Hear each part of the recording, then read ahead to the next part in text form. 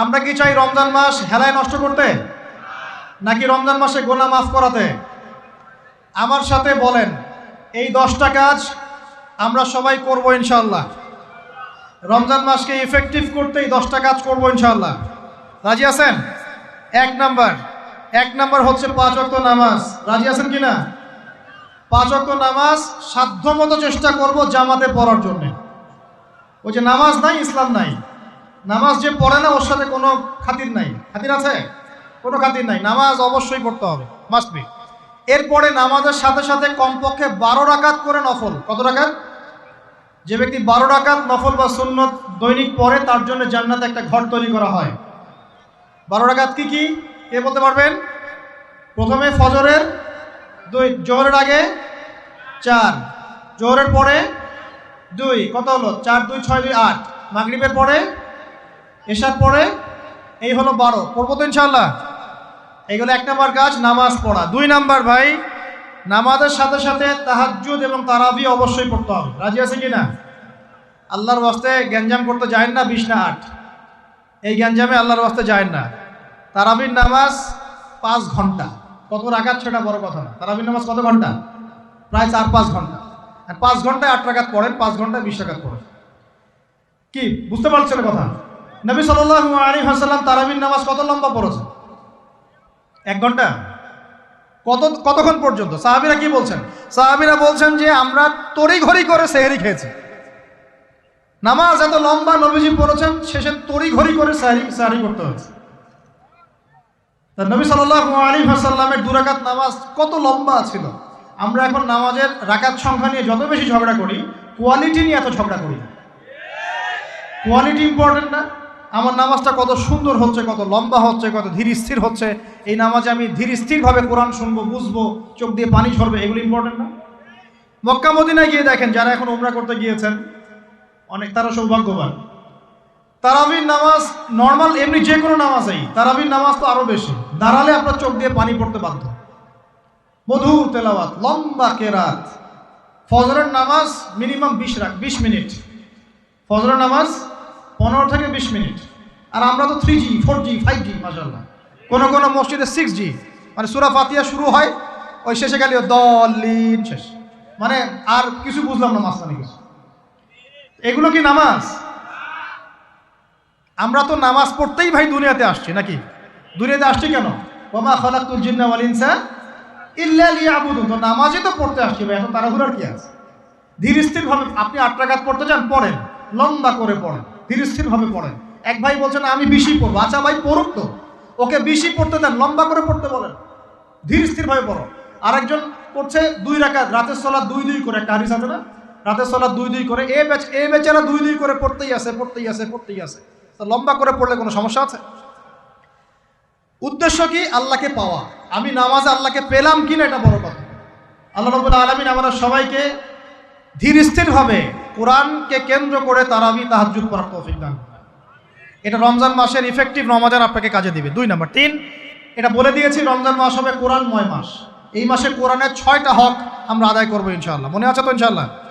তেলাওয়াত, মুখস্থ করা, আরবি শেখা, আদেশ নিষেধ মানা, দাওয়াত দেয়া এবং হিফজ করা। পারবো তো ইনশাআল্লাহ? নিয়াত করেন জোরে জোরে। 4 নাম্বার, রমজানকে ইফেক্টিভলি ইউটিলাইজ করতে হলে প্রতিটা কাজ সুন্নত সম্মতভাবে করতে হবে। এভাবে আপনি রমজানটাকে ইফেক্টিভলি ইউটিলাইজ করতে পারেন। কীরকম একটু বোঝাচ্ছি। মনে করেন এমনি নর্মালি আমরা সব সুন্নতগুলো অনেক সময় খেয়াল রাখি না। খাচ্ছি, খাওয়ার সুন্নত, খাওয়ার মধ্যে কিন্তু প্রায় 10-এর বেশি সুন্নত আছে। অজুর সুন্নত, কথা বলার সুন্নত, হাঁটার সুন্নত, কাপড় পরার সুন্নত, দোয়া কালামগুলো, ঘুমানোর সুন্নত, অনেক সময় আমরা কিন্তু এগুলো খেয়াল করি না। রমজান মাসে চেষ্টা করবেন প্রতিটা কাজ সুন্নাহ মাফিক বুঝে করার জন্য। আল্লাহ তৌফিক দান করুন। রমজানে ঘুমাবো, ঘুমানোর আগে বিছানাটা ঝেড়ে নেব, লাইট অফ করব, আমরা দোয়া, এই যে সূরা ফালাক নাস ইখলাস এগুলো পড়বো, কাফেরুন সূরা পড়বো, আয়াতুল কুরসি পড়বো, সূরা বাকারা শেষের আয়াতগুলো পড়বো, পারলে সূরা মুলকটা পড়বো, ঠিক আছে? প্রয়োজনে ওযু করে আসব, এসে আমরা ডান কাতা হয়ে শুয়ে আল্লাহুম্মা বিইসমিকা আমুতু আহয়া, এই যে শুরু করলাম। ঘুম থেকে ওঠা, ওযু করা, ওয়াশরুমে যাওয়া, খাওয়া দাওয়া করা, মসজিদে যাওয়া, নামাজ, জিকির, তাসবিহ, তাহলিল, ব্যবসা বাণিজ্য, এগুলো সব কিছু সুন্নত নাই? প্রতিটা কাজ সুন্নাহ মাফিক করার চেষ্টা করবো, আল্লাহ তৌফিক দান করুন আমিন। ফিকহুস সুন্নাহ এরকম কিছু বই পাওয়া যায়, ফিকহুস সুন্নাহ, কিতাবুস সুন্নাহ, এরকম অনেক বই আছে। আরবি থেকে বাংলা অনুবাদ হয়েছে, বাংলাদেশের ওলামায়ে কেরামও লিখেছেন। এরকম সুন্নাহ শেখার কিছু বই কিনে নেবেন, কিনে নিয়ে প্রতিটা কাজ কিভাবে করলে সুন্নত হয় পড়ে দেখবেন। পারবেন তো ইনশাআল্লাহ? আল্লাহ পাক তৌফিক এনায়েত করুন বলি আমিন। এটা কত বললাম? 3 নাম্বার। 4 হচ্ছে দান সাদাকা বেশি বেশি করা। রমজানে দান সাদাকা বেশি বেশি করা। আল্লাহ রাসূল সাল্লাল্লাহু আলাইহি ওয়াসাল্লাম রমজানে রহমতের বাতাসের চাইতেও বেশি বেশি দান করতেন। আমরা পারবো কিনা ইনশাআল্লাহ? দেখেন, আমি একটা কথা বলি, দান করার জন্যে সম্পদ লাগে না, দান করার জন্য কলিজা লাগে। কি লাগে? ব্যাস, যার মন বড় সে দান করতে পারবে ইনশাআল্লাহ। আল্লাহ পাক আমাদের সবাইকে দিনের জন্য দান করার তৌফিক দান করুন। দিনের জন্য দান করে স্থানীয় মসজিদ, মাদ্রাসায়, এতিমখানায়, অসহায় মানুষের পাশে, বিধবার ঘরে, এতিমের ঘরে, যারা খেতে পারছে না 3 বেলা, ওদের ঘরে ঘরে রমজানের বাজার পৌঁছে দেন। আল্লাহ পাক তৌফিক দান করুন আমিন। 5 নাম্বার, রমাদান মাসে অবশ্যই অবশ্যই আমাদের জাকাতগুলো আমরা দিয়ে দিব। রাজি আছি তো ইনশাআল্লাহ? বলেছি জাকাত এবং সালাতের মধ্যে যে পার্থক্য করে সে মুসলিম নয়। জাকাত ফরজ হয়েছে, অবশ্যই অবশ্যই আপনাকে জাকাত দিতে হবে। এটা কিন্তু নফল কিছু নয়, এটা কি ফরজ। জাকাতের নিসাব জানেন কি না? কত পার্সেন্ট? 2.5%। আচ্ছা, জাকাতের নিসাব নিয়ে ইনশাআল্লাহ পরবর্তীতে লেকচার চলে আসবে, অনলাইনে দেখে নিন। এছাড়া ফিকহুস জাকাত কিছু প্রোগ্রাম আসবে, অনলাইনে দেখে নেবেন ইনশাআল্লাহ। আল্লাহ রাব্বুল আলামিন আমাদের সবাইকে জাকাতগুলো দেওয়ার তৌফিক দান করুন। শুধু জাকাত যদি আমরা ঠিকঠাক মতো দিতাম, একজন মানুষও সমাজে না খেয়ে মারা যেত। একজন মানুষও সমাজে, এই যে ইকোনমিক সমস্যাগুলো যেগুলো হয়, অর্থনৈতিক সমস্যা, স্যাংশন, মুদ্রাস্ফীতি, হাবিজাবি, অনেক প্রবলেমস ওভারকাম করা যেত শুধু জাকাতের মধ্য দিয়েই। কিন্তু কে শোনে কার কথা? সবাই কি জাকাত দেয়? বাংলাদেশে এমনও মানুষ আছে যার একজনের জাকাত দিয়ে 100 পরিবারের সংসার চলবে ইনশাআল্লাহ। আছে না এমন লোক? আমরা জাকাতগুলো দেওয়ার চেষ্টা করি, আল্লাহ পাক তৌফিক দান করুন। 7 নাম্বারটা বলে দিয়েছি, রমজান হচ্ছে একটা নতুন জাতির উত্থান। অতএব রমজানে আমরা সমস্ত পাপ ছেড়ে দিয়ে একটা আলোকিত জাতি হিসেবে আত্মপ্রকাশ করবো ইনশাআল্লাহ। আল্লাহ পাক তৌফিক দান করুন। 8 নাম্বারও বলে দিয়েছে, রমজান হচ্ছে জুলুমের বিরুদ্ধে দাঁড়িয়ে যাওয়ার চেতনা। রমজান কি? ওই যে বদরের যুদ্ধ, জুলুমের বিরুদ্ধে দাঁড়িয়ে যাওয়ার চেতনা হলো রমাদান। তাই সর্বস্তরের জুলুমকে আমরা রমজান মাসে রুখে দেওয়ার চেষ্টা করবো ইনশাআল্লাহ। আল্লাহ পাক তৌফিক দান করুন। শুরুটা হবে কোথা থেকে? নিজের থেকে। আমার নিজের মধ্যে কি কি জুলুম আছে আমি আগে দেখব, আমি কার কার উপর জুলুম করেছি এটা আগে দেখব, এগুলো আগে প্রতিহত করব, তারপরে আমি ইনশাআল্লাহ তাআলা পরবর্তী দিকে ফোকাস করব। 9 নাম্বার খুব ইম্পর্টেন্ট। 9 নাম্বার আর 10 নাম্বারটা বেশি ইম্পর্টেন্ট। 9 নাম্বার হচ্ছে রোজা রাখা মানে আমরা অনেকেই মনে করি যে না খেয়ে থাকা আর কি পানি ছেড়ে দেওয়া। অনেকেই মনে করি এটা রোজা মানে আমাকে না খেয়ে থাকতে হবে আর পানি ছেড়ে দেওয়া লাগবে, স্ত্রী সহবাস ছেড়ে দেওয়া লাগবে। কিন্তু এর চেয়ে বেশি ইম্পর্টেন্ট একটা বিষয় আমরা ভুলে যাই, সেটা হলো রমজান মাসে রোজা রাখার অর্থ হচ্ছে আল্লাহ পাকের সমস্ত কবিরা সগীরা গুনাহ ছেড়ে দেওয়া।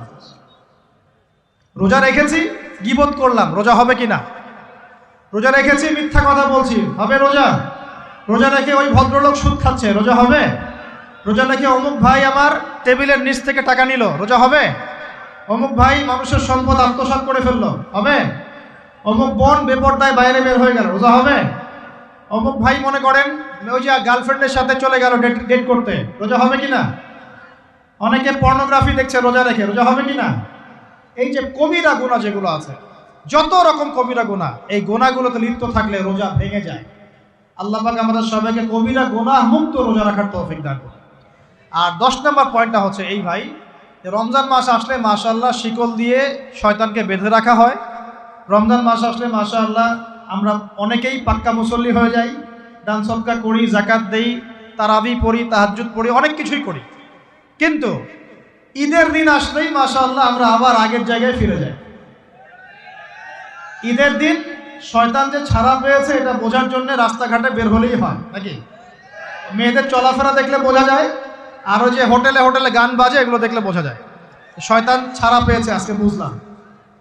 তো এখানে সবচেয়ে বড় শিক্ষাটা হলো রমজান মাসের এই যে শিক্ষাগুলো, ত্যাগের মহিমা, জুলুমের বিরুদ্ধে দাঁড়িয়ে যাওয়া, কোরআনের হক আদায় করা, জাতির উত্থান, বড় বড় অনেক কথা বললাম। এই শিক্ষাগুলোকে সারা বছর ধরে রাখাটাই হলো রমাদানের সবচেয়ে বড় চ্যালেঞ্জ। আমরা পারবো কিনা ইনশাআল্লাহ? আমরা রমাদানের এই 10টা হক আদায় করতে পারবো কিনা ইনশাআল্লাহ? কোরআনের হক আদায় করতে পারবো কিনা ইনশাআল্লাহ? আল্লাহ রাব্বুল আলামিন আমাদের সবাইকে আসন্ন রমজানে সুস্থতার সাথে সমস্ত সওম রাখার তৌফিক দান করুন এবং রমজান মাসে বেশি বেশি তেলাওয়াত করার তৌফিক দান করুন, অর্থ বুঝে পড়ার তৌফিক দান করুন, বেশি বেশি দান সদকা করার তৌফিক দান করুন, বেশি বেশি ওই যে গরিব দুঃখী মানুষের পাশে দাঁড়ানোর তৌফিক দান করুন, বেশি বেশি যাকাতগুলো দিয়ে দেওয়ার তৌফিক দান করুন, বেশি বেশি আল্লাহর জিকির করার তৌফিক দান করুন, বেশি বেশি আল্লাহ পাক আমাদেরকে নফল নামাজগুলো পড়ার তৌফিক দান করুন।